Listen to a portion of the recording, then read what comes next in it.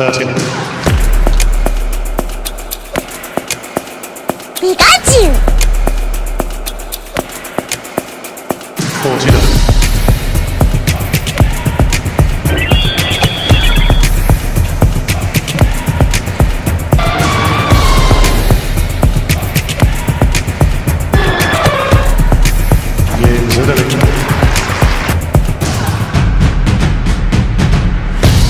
Hello everyone, it's me MUFTiiYT and welcome to another tennis blog. It's a pleasure to have you guys here today in this kind of night scene of the tennis court where I am. So, you know, it is a great pleasure to have you on this episode today. And in this tennis blog today, we're going to be talking about the Laver Cup, a tournament that's named by the famous Rod Laver. And of course, you know, he's got a famous name in the Australian Open, you know, the Rod Laver Arena, if you're familiar with that. You know, it was organized by the famous Roger Federer, and obviously we did have a Laver Cup played in London only a couple of years ago, and it seems to be that Team Europe and Team World is the setting of this tournament all the time. This year, once again, the coaches were Bjorn Borg for Team Europe and John Mcenroe for the Team World. And obviously last year Team World finally clinched the title of the Laver Cup. However, did this year Team Europe do any better? Let's find out. 50 low. Right, so I won't keep you waiting. You know, this tennis blogs have been very long recently, so I'm going to try and cut this one short for you guys. It's not a big tournament like the Grand Slams. It's only a 3-day tournament, and you know, it's a friendly kind of exhibition mixed with a bit of competitiveness and a bit of a show. So, you know, it is a little bit of a fun one. But obviously, I'm just going through a very quick scores here. Casper Ruud losing in the first match. Stefanos Tsitsipas winning in straight sets against Kokkinakis. Grigor Dimitrov winning it for Europe in match 3, and of course in match number 4, Carlos Alcaraz not doing so well with Alexander Zverev in the doubles for Team Europe. That was on the Friday, September 20th. Most of you guys must have been watching the Apple launch video during that day, so I wouldn't be surprised if you didn't watch day 1. Going on to day 2, let's have a look. Saturday, the 21st of September. Obviously, on day 1 of that, first match was Francis Tiafoe managed to beat Daniil Medvedev.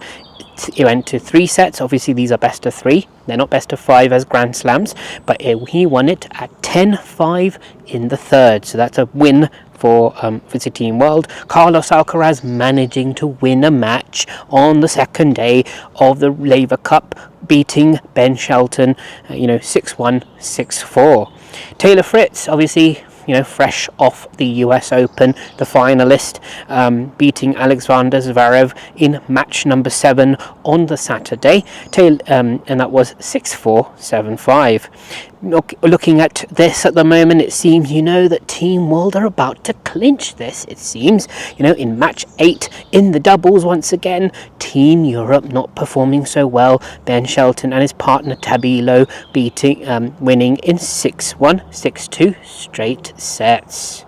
We move on to day 3, the final day of the Rod Laver Cup. It was the date of Sunday, the 22nd of September 2024, the last day in the capital of Berlin in Germany, and of course Carlos Alcaraz winning once again against Taylor Fritz, 6-2, 7-5.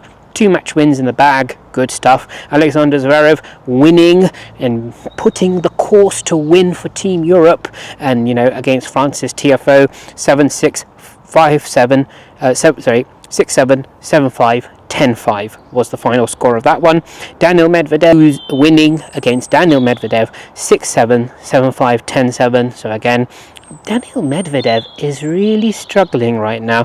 Carlos Alcaraz winning it for Team Europe in the final match. Carlos Alcaraz and Casper Ruud in the double, 6-2, 7-5. So, you know, it was a very, you can see here, this is just scoreboard stuff. I was watching the stuff on Eurosport 2. Did you guys watch it on Eurosport 2? Let me know in the comments down below. But it was a very, very close affair. Can you imagine? 13-11 Team Europe had to literally get to score to beat Team World. Team World could have won it again, you know, and it would have been another win for Team World, but Team Europe managing to make most of the final day, winning the key matches. Carlos Alcaraz really performing in the singles and the doubles. Alexander Zverev turning it around, and you know, so that's it, guys. That is it. That is the Laver Cup. You know, it is a very fun tournament. I went there in London a couple of years ago. Great match. It was very, very emotional affair for me, you know, seeing Roger Federer retire. Obviously, you can see I'm quite a big fan, but you know, it is, I guess it gets a bit emotional when players sadly have to retire from the game, but it is what it is, guys. You know, sometimes even Rafael Nadal at the moment, he looks like he's on the verge of retirement as well. He was supposed to play the Laver Cup, but we didn't see him. So, you know, I think it might be curtains closing on the era of the legends. Who knows? Novak Djokovic was not participating in this year either. Pretty much a young gunners tournament this year. And of course, many congratulations to Bjorn Borg for a successful couple of years of, you know, Laver Cup coaching for Team Europe. And of course, you know, guys, we've basically got a new coach now coming in for the Laver Cup for Team Europe. Let me tell you who it is. Basically, for Team Europe, it's going to be Yannick Noah. He is going to be the new coach for Team Europe in 2025. So let's all wish him all the best of luck for 2025 and a successful Laver Cup for all the participants in next year. Okay, guys, so that really brings an end to the tennis blog. Really an interesting mix of wins, a very crucial day by the look of it for Team Europe. So, you know, quite an interesting tournament. Anyway, guys, I look forward to seeing you in the next one. We don't know really what are the next coming up tournaments. I do know that obviously there's the ATP finals coming up in November, which is next month. So definitely there'll be a lot of careful watching when the best 8 players in the world face it out in the, I don't know where. Let me know in the comments below if you know. See you on the next one. Peace.